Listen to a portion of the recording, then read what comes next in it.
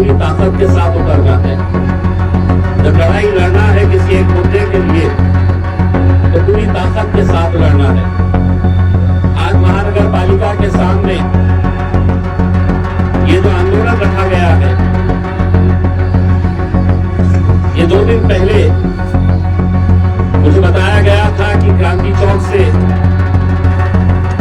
हाथगाड़ी का एक मोर्चा निकाला जाएगा और महानगर पालिका तक आएगा, क्योंकि पूरे महाराष्ट्र के अंदर जितनी महानगर पालिकाएं हैं उनके लिए ये कानून इन्हीं लोगों ने बनाए हैं।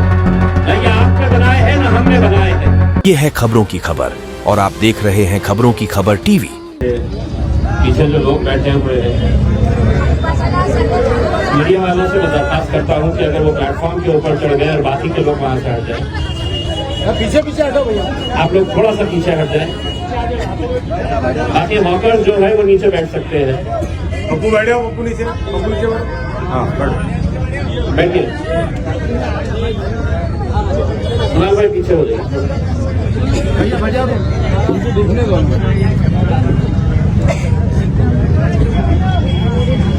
देखिए, मुझे ये बताया गया था कि इस शहर के अंदर कई 100 ऐसे हाथ गाड़ी वाले हैं जो टोकरी में अपना कारोबार करते हैं, जो रास्ते के ऊपर बैठ के कारोबार करते हैं। मेरे जितने भी जिम्मेदारान पिछले कई दिनों से आप लोगों की लड़ाई लड़ रहे हैं, एक बात अच्छी तरह से समझ ले, ये लड़ाई अगर आपकी है तो इसका नेतृत्व आपको करना है। हम आपको सिर्फ पीछे से ताकत देने वाले हैं। अगर आप तकलीफ में है और आप ये उम्मीद कर रहे हैं कि साहब हमारी लड़ाई जो है वो नासिर सिद्दीकी लड़ेगा और मैं धूप के वक्त में जाके आराम करूंगा, तो ऐसा मुमकिन नहीं हो सकता है। जब रास्ते के ऊपर उतरना है तो पूरी ताकत के साथ उतरना है। जब लड़ाई लड़ना है किसी एक मुद्दे के लिए तो पूरी ताकत के साथ लड़ना है। आज महानगर पालिका के सामने ये जो आंदोलन रखा गया है, ये 2 दिन पहले मुझे बताया गया था कि क्रांति चौक से हाथगाड़ी का एक मोर्चा निकाला जाएगा और महानगर पालिका तक आएगा। लेकिन नासिर भाई ने मुझे बताया कि पुलिस ने परवानगी नहीं दी। परवानगी इसलिए नहीं दी कि देश के उपराष्ट्रपति धनखड़ साहब यहां पर आने वाले थे, मुख्यमंत्री साहब यहां पर आने वाले थे, इसीलिए आपको इजाजत नहीं मिली। मैं पुलिस डिपार्टमेंट से ये कहना चाहता हूं कि इस देश के अंदर जीने का अधिकार जितना धनखड़ साहब को है और देवेंद्र फडणवीस साहब को है, उतना ही अधिकार ये कामगारों को है, ये फल फूल बेचने वालों को। ये मरे चलेगा, ये लाठियां खाए चलेगा, लेकिन धनखड़ साहब आ रहे हैं तो हमने ये आंदोलन नहीं करना चाहिए।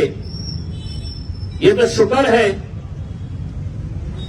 मैं मुंबई में था, वरना रैली क्रांति चौक से यहां नहीं आती, धनखड़ साहब को पकड़ने के लिए जाती, देवेंद्र फडणवीस साहब के पास जाती।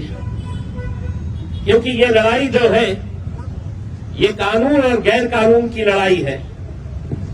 हमें यहां पर बैठने की जरूरत ही नहीं है अगर महानगर पालिका पूरी ईमानदारी के साथ कायदे की चौकट में रहकर काम करे। कहां है कानून की किताब? शोएब साहब,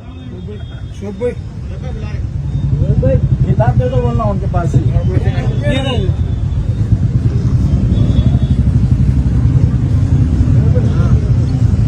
ये शायद आप लोगों को समझ में नहीं आएगा, लेकिन जो अधिकारी वहां पर बैठे हुए हैं उन सबको ये अच्छी तरह से समझता है, क्योंकि पूरे महाराष्ट्र के अंदर जितनी महानगर पालिकाएं हैं उनके लिए ये कानून इन्हीं लोगों ने बनाए हैं। न ये आपने बनाए हैं न हमने बनाए हैं। और इसमें आपको ताज्जुब होगा कि ये कानून के अंदर जो सबसे पहला कानून जो बनाया गया है, सबसे पहला कानून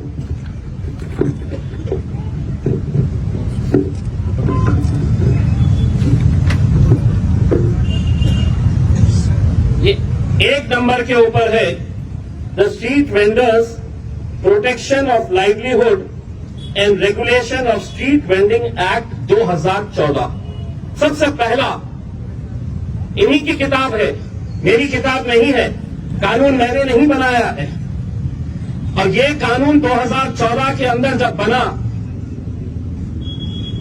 उसके बाद 2019 के अंदर जब आप लोगों ने मुझे लोकसभा के अंदर भिजाया, तो मैंने ये बात दिल्ली के अंदर उठाई थी कि आपने कानून तो बना दिए हैं, लेकिन आज एक सच्चाई ये है कि कोई भी ठेले वाला सम्मान के साथ अपना कारोबार नहीं कर सकता है। कभी महानगर पालिका का दस्ता आएगा इन्हें उठाने के लिए, कभी पुलिस वाले आएंगे हफ्ता जमा करने के लिए, कभी उस इलाके का गुंडा मवाली आएगा, इस इलाके में बैठना है तो इतना पैसा दो। अगर कानून बना है तो क्या वजह है कि आज उसी कानून के तहत इस शहर के अंदर जितने हॉकर जोन होना चाहिए वो हॉकर जोन नहीं बनाए गए। 14,000 से ज्यादा, जिस तरीके से नासिर साहब ने बताया है, हॉकर्स का रजिस्ट्रेशन हुआ है। क्या आप लोग उसके अंदर हैं? मैं आपको बताता हूं, यहां के अधिकारी और आपका जो ठेका लेने वाले आपके नेता है, इन लोगों ने अलग अलग नाम से रजिस्ट्रेशन करवाया है। क्यों? कि सरकार ने इसी कानून के तहत प्रधानमंत्री स्वनिधि योजना जो बनाई कि ये गरीब है, एक टोकरी के अंदर ये मौशी अपना कारोबार कर रही है, ये कारोबार अगर बढ़ाना है तो सरकार ने पहले इसे 15,000 रुपये लोन देने का तय किया उस स्कीम के जरिए। वो 15,000 रुपये ये वापस करती है तो और ज्यादा इसे लोन दिया जाएगा। ऐसा करते करते 50,000 रुपये तक का लोन ये हाथ गाड़ी वाले, ये टोकरे में, ये रास्ते के ऊपर बैठने वाले जो कारोबारी है, उनके लिए ये सरकार ने ये स्कीम निकाली। लेकिन मैं आपको यकीन के साथ कह रहा हूं कि ये 14,500 लोगों की लिस्ट अगर निकाली गई तो उसमें आधे से ज्यादा बोगस नाम है जिनके नाम से 15,000 रुपये उठाए गए हैं इस महानगर पालिका, बांटे गए आपस में, और अकेले महानगर पालिका के लोगों ने नहीं। इसमें जो आपके यूनियन के कुछ पदाधिकारी है, जो शहर के छोटे मोटे लीडर है, वो सभी लोगों ने ये 15,000 रुपये उठाए आपके नाम पे, वापस किए, फिर 25,000 उठाए, वापस किए, फिर 50,000 रुपये आपके नाम के ऊपर उठाए गए। अगर नहीं तो मैं महानगर पालिका को ये कहना चाहता हूं कि जितने लोगों का रजिस्ट्रेशन हुआ है वो रजिस्ट्रेशन की लिस्ट ऑनलाइन डाले कि कौन से मोहल्ले के अंदर, मुकुंदवाड़ी के अंदर कितने ठेले वाले हैं, किसको लोन दिया गया है, उस्मानपुरे के अंदर कितने हैं, शाहगंज के अंदर कितने हैं, किरारपुरे में कितने हैं। ये पूरी लिस्ट आप डालिए, अपने वेबसाइट के ऊपर डालिए, आपको पता चलेगा कि कितने लोगों ने 15,000, कोई हाथ गाड़ी नहीं, कोई भी कोई टोकरी के अंदर सब्जी फूल नहीं बेच रहा है, फल नहीं बेच रहा है, लेकिन आपके नाम के ऊपर 15,000, 25,000, 50,000 रुपये के लोन निकाले गए हैं।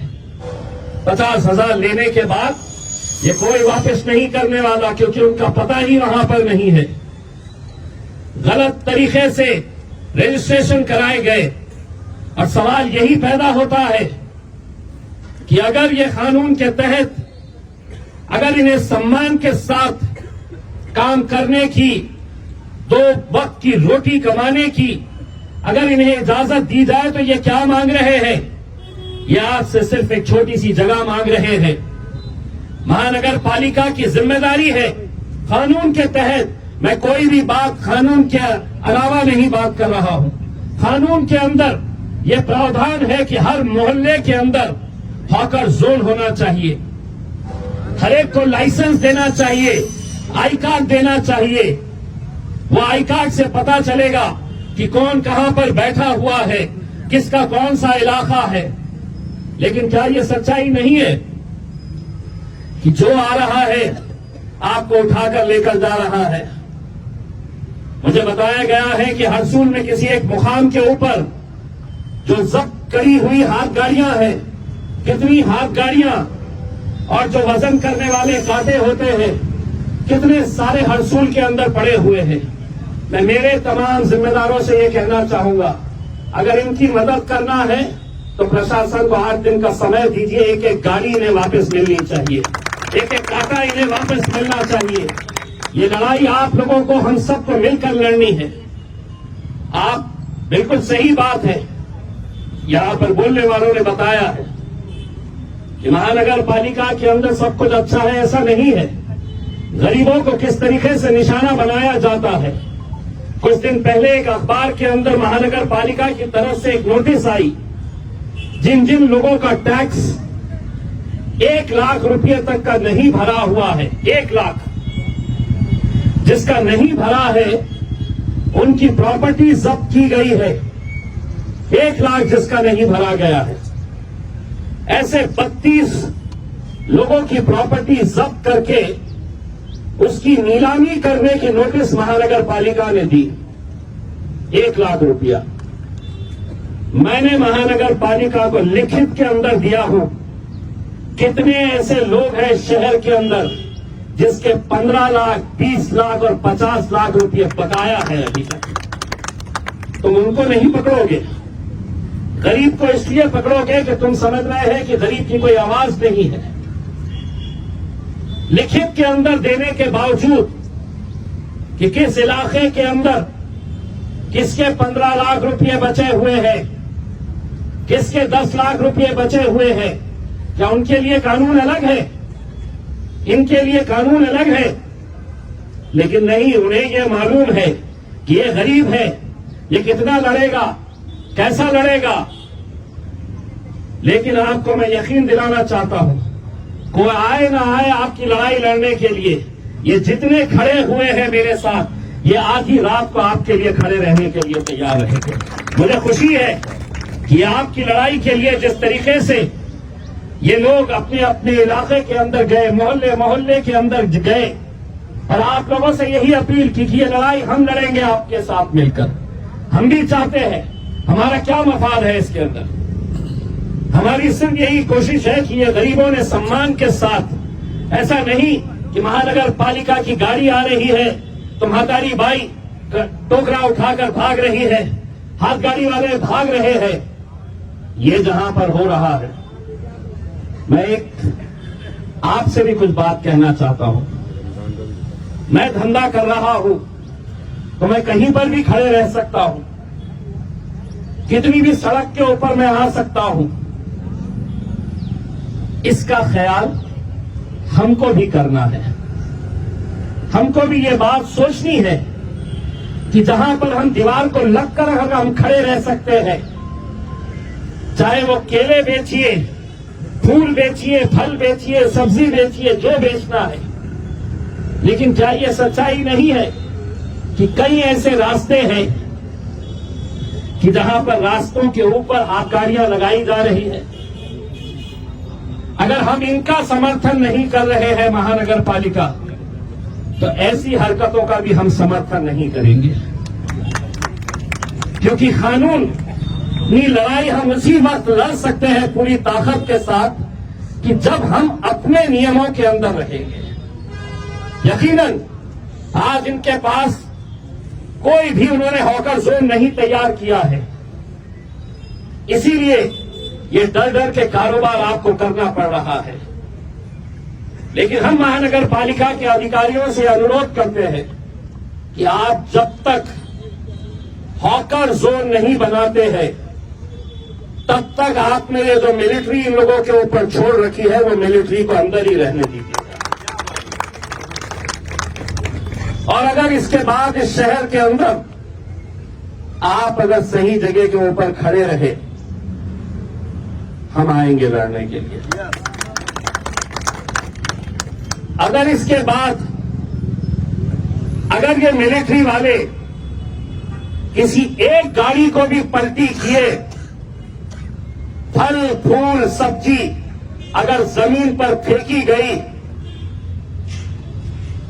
तो जवाब उन्हें कैसा मिलेगा ये अच्छी तरह से समझ लेंगे। हम यकीनन कायदे कानून का पालन करना चाहते हैं, लेकिन हम लोगों को भी बड़ी जिम्मेदारी के साथ, हमें तो 2 वक्त की रोटी कमानी है, 2 वक्त का खाना हमें कहां से मिलता है। आप जब सुबह सुबह निकलते हैं, धूप में बैठते हैं, चाहे बारिश हो चाहे ठंडी हो, आप किससे फिक्र इस बात की रहती है कि आज के दिन मैं कारोबार अगर करूंगी या करूंगा तो मेरे घर का चूल्हा जलेगा। सम्मान के साथ आप भी काम करिएगा। यकीनन अगर कोई कायदा कानून तोड़ेगा तो हम उसके खिलाफ जाएंगे। आप लोग भी ये समझ लीजिएगा कि मजलिस आपके साथ पूरी ताकत के साथ खड़े रहेगी। और ये लड़ाई सिर्फ हमारी ऐसा नहीं है। कभी उनके पास भी जाओ जो सिर्फ 5 साल के अंदर आपको नजर आते हैं, 5 साल के बाद आपको दिखाई देते हैं, उनके पास भी जाइए, उनसे भी कहिएगा कि ये लड़ाई जो असरार लड़ रहा है, शारिक लड़ रहा है, नासिर लड़ रहा है, समीर लड़ रहा है, साबिर भाई लड़ रहे हैं, विकास येड़के लड़ रहा है, ये लड़ाई के अंदर सब लोगों को आने की जरूरत है। मैं आप लोगों से सिर्फ इतना अनुरोध करना चाहता हूं कि जो मेमोरेंडम आज महानगर पालिका के आयुक्त को, कमिश्नर को दिया जाने वाला है, उसमें हम कोई ऐसी मांग नहीं रख रहे हैं। हम उनसे कह रहे हैं कि किसी इलाके के अंदर अगर 10 हाथ गाड़ी वाले 20 टोकरा लेकर बैठी हुई हमारी मौसी, हमारी माएं, हमारी बहनें अगर बैठी हुई है, तो उनको सम्मान के साथ कारोबार करने का अधिकार दीजिए। बस यही मांग है हमारी। वरना डर कर, घबरा कर कि कभी पुलिस वाले आ रहे हैं हटाने के लिए, कभी महानगर पालिका का तोड़ू दस्ता आ रहा है उठाने के लिए, कभी गाड़ियों को पलटाया जा रहा है, फल फूल को तो सड़क के ऊपर फेंका जा रहा है। नियम का हम भी पालन करेंगे। यकीन मानिए, अगर एक मर्तबा जगह आप लोगों को दे दी गई और उस जगह से हटकर अगर कारोबार होगा तो शायद उस लड़ाई के अंदर हम भी शामिल नहीं हो पाएंगे। लेकिन जगह देकर इनको कानूनी तरीके से जो किताब के अंदर लिखा है, मैं किताब इसलिए लेकर आया कि हो सकता है इन्होंने पढ़े नहीं होंगे कि कानून ये खुद ने क्या बनाए हैं, तो वो किताब पढ़वाने के लिए मैंने ये कानून की किताब लेकर आया हूं। और उम्मीद करता हूं कि हमारा जो डेलीगेशन वहां पर जाए तो वो किताब साथ में लेकर जाए और उन्हें भी ये बताए कि ये कानून के अंदर सबसे पहला कानून जो है कोई अमीरों के लिए धन्ना सेठों के लिए नहीं है। सबसे पहला कानून बना है तो ये गरीबों के लिए बना हुआ है, जो कष्ट करके मेहनत करके जो पैसा कमाने वाले हैं। रमजान का महीना आ रहा है, सभी के लिए ये रमजान के महीने में 2 पैसे कमाने का मौका मिलता है। लेकिन आप लोगों की जिम्मेदारी है, हमने अपने तौर के ऊपर ये तय कर रहे हैं कि हम कहां पर ऐसी रमजान की मार्केट को बना सकते हैं जहां पर पब्लिक को भी तकलीफ नहीं होनी चाहिए और आसानी के साथ आप लोग जो माल लेकर आ रहे हैं वो माल बड़ी आसानी के साथ बिकना चाहिए, अच्छी जगह उसको मिलनी चाहिए। इसके बारे में भी हम चर्चा कर रहे हैं। आप लोगों का साथ रहेगा तो यकीनन ये रमजान के महीने को हम बहुत अच्छी तरीके से, बहुत अच्छी जगह के ऊपर हम लोग ऑर्गेनाइज कर सकते हैं। मैं मेरी पूरी टीम जो इस आंदोलन को कामयाब करने के लिए पिछले कई दिनों से मेहनत कर रही है, मैं उन सभी लोगों का शुक्रिया अदा करता हूं और उम्मीद करता हूं कि ये लड़ाई आपकी अकेले की नहीं रह गई है। ये लड़ाई के अंदर उन गरीबों का साथ मजलिस पूरी ताकत के साथ खड़े रहेगी, आप लोगों का साथ देगी और यकीनन आप लोगों को यह अधिकार दिला के रहेगी कि आप लोग भी इज्जत और सम्मान के साथ ये कारोबार कर सके। बहुत बहुत सानी इंटरनेशनल हज उम्रा टूर्स एंड ट्रैवल्स। हज उम्रा जाने के ख्वाहिशमंद हजरात स्क्रीन पर दिए गए नंबर्स पर कॉल करें।